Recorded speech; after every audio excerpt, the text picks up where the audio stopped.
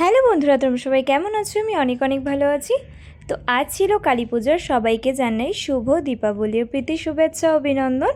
আর এদিকে আমি বেরিয়ে পড়েছিলাম একটু প্যান্ডেল হপিং করতে, আর আশেপাশের মধ্যে ভালো ভালো ঠাকুরই হয়েছিল, তো সেইগুলোই দেখতে গেছিলাম। যেহেতু আমি হাতে আর সময় পাবো না, আমার প্রোগ্রাম স্টার্ট হয়ে যাবে, তো সেই কারণেই আমিও বেরিয়ে পড়েছিলাম।